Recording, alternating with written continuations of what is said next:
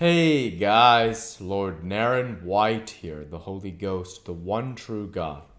Back with you with the next video in my series reading Frankenstein by Mary Shelley. Without further ado, returning to Frankenstein as read by Lord Naren White.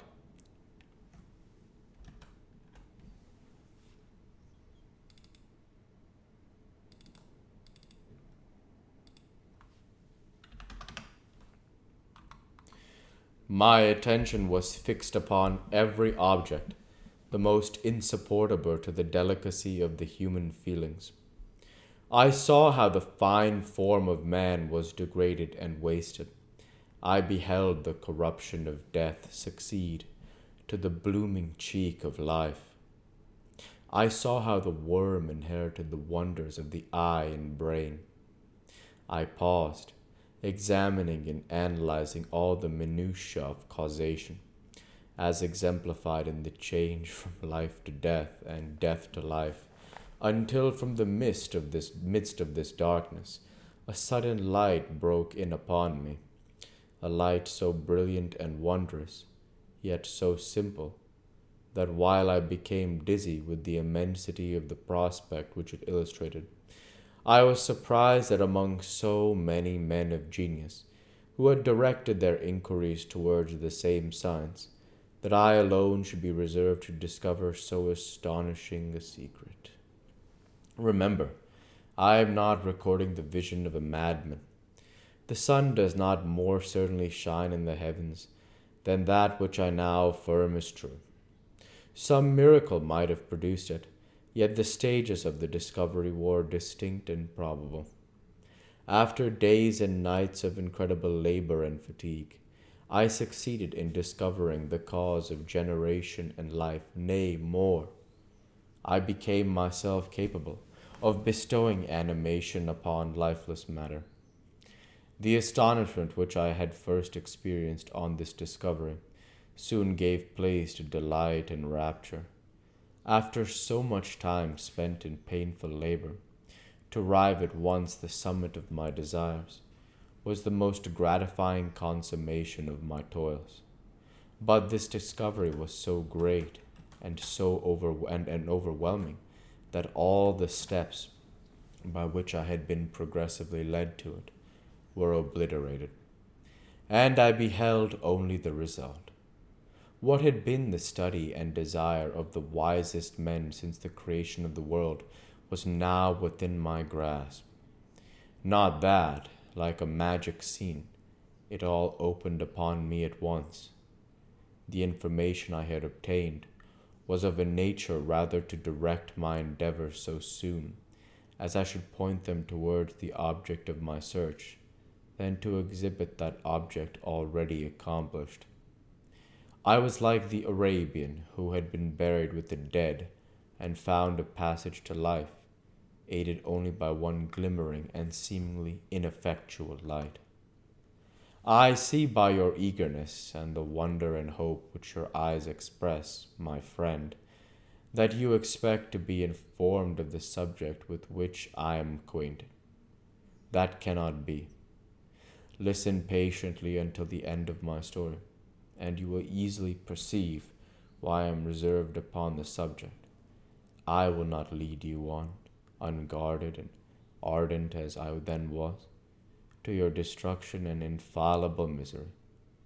Learn from me, if not my precepts, at least by my example, how dangerous is the acquirement of knowledge, and how much happier that man is who believes his native town to be the world. Then he who aspires to become greater than his nature will allow. When I found so astonishing a power placed within my hands, I hesitated a long time concerning the manner in which I should employ it.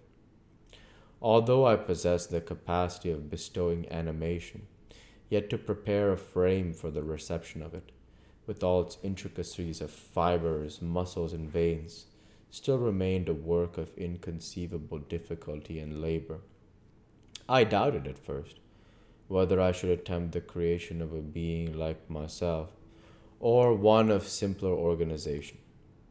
but my imagination was too much exalted by my first success to permit me to doubt of my ability to give life to an animal as complete and wonderful as man. The materials at present within my command hardly appeared adequate to so arduous an undertaking, but I doubted not that I should ultimately succeed. I prepared myself for a multitude of reverses. My operations would be incessantly baffled, and at last my work be imperfect. Yet, when I considered the improvement which every day takes place in science and mechanics, I was encouraged to hope my present attempts would at least lay the foundations of future success. Nor could I consider the magnitude and complexity of my plan as any argument of its impracticability. It was with these feelings that I began the creation of a human being, as the minuteness of the parts formed a great hindrance to my speed. I resolved, contrary to my first intention, to make the being of a gigantic stature, that is to say, about 8 feet in height and proportionably large. After having been formed with this determination, and having spent some months in successfully collecting and arranging my materials, I began. No one can conceive the variety of feelings which I bore me onwards like a hurricane, which in the first enthusiasm of success. Life and death appeared to me ideal bounds, which I should first break through and pour a torrent of light into our dark world. A new species would bless me as its creator and source. Many happy and excellent natures would owe their being to me. No father could claim the gratitude of his child so completely as I should deserve theirs. Pursuing these reflections, I thought that if I could bestow animation upon lifeless matter, I might, in process of time, although I now found it impossible, renew life where death had apparently devoted the body to corruption. These thoughts supported my spirits, while I pursued my undertaking with unremitting ardor. My cheek had grown pale with study, and my person had become emaciated with confinement. Sometimes, on the very brink of certainty, I failed, yet still I clung to the hope which the next day or the next hour might realize. One secret which I alone possessed was the hope to which I had dedicated myself, and the moon gazed on my midnight labors, while, with unrelaxed and breathless eagerness, I pursued nature to her hiding places. Who shall conceive the horrors of my secret toil, as I dabbled among the unhallowed damps of the grave, or tortured the living animal to animate the lifeless clay? My limbs now tremble, and my eyes swim with the remembrance. But then a resistless and almost frantic impulse urged me forward. I seemed to have lost all soul or sensation but for this one pursuit. It was indeed but a passing trance, that only made me feel with renewed acuteness so soon as the unnatural stimulus ceasing to operate. I had returned to my old habits and collected bones from charnel houses and disturbed, with profane fingers, the tremendous secrets of the human frame.